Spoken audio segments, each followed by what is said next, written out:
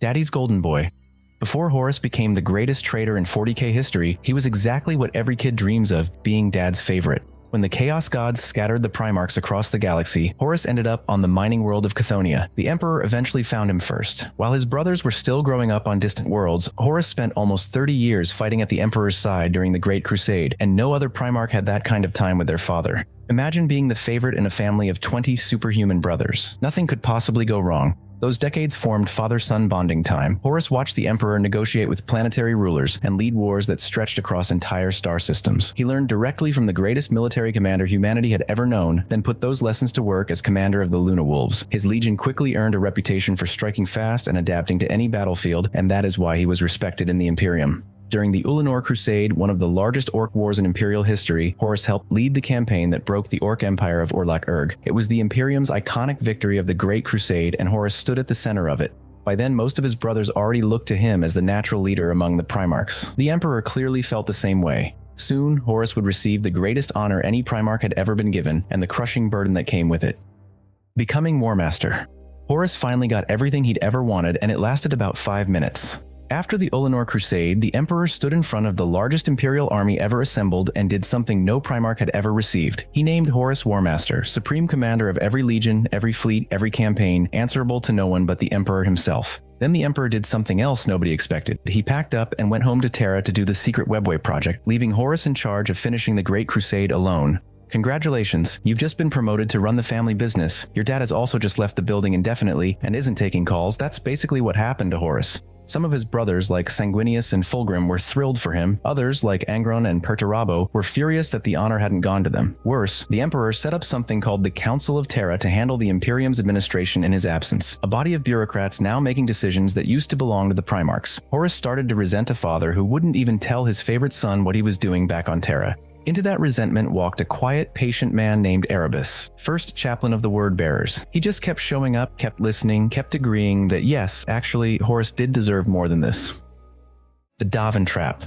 While putting down a rebellion on Davin led by the chaos-corrupted governor Yugen Temba, Horus was struck by an ancient, plague-cursed blade called the Kinebrak Anathame, a weapon Erebus had personally stolen and made sure ended up in Temba's hands. The wound shouldn't have been survivable. The Legion's apothecaries tried everything modern Imperial medicine could offer, and none of it worked. Horus was dying, and everyone around him knew it. So Erebus offered a solution, a secret sect on Davin's moon that might be able to save him. Nobody checks the fine print when the alternative is watching their commander die.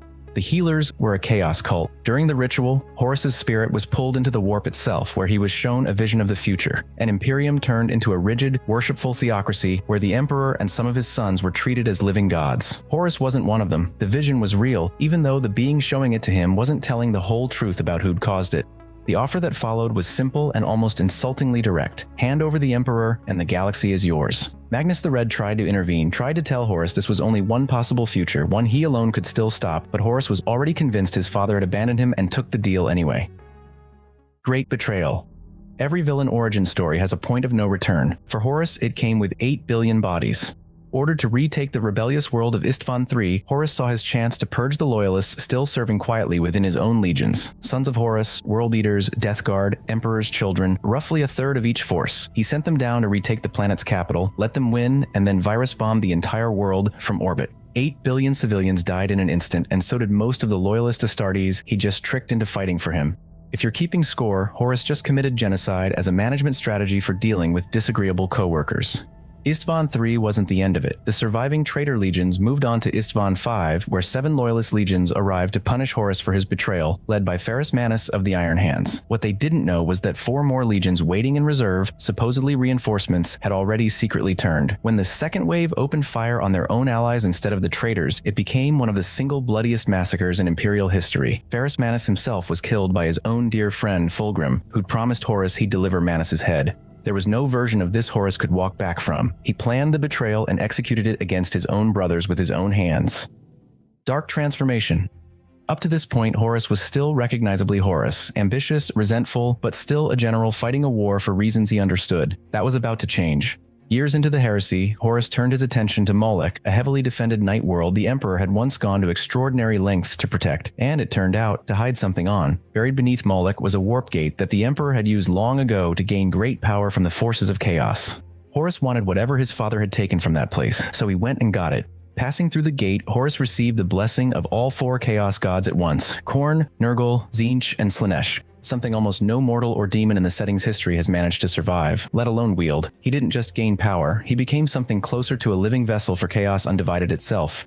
Somewhere along the way, Horus stopped being the general who happened to serve dark gods and became the thing those gods were using to win their war. Last chance.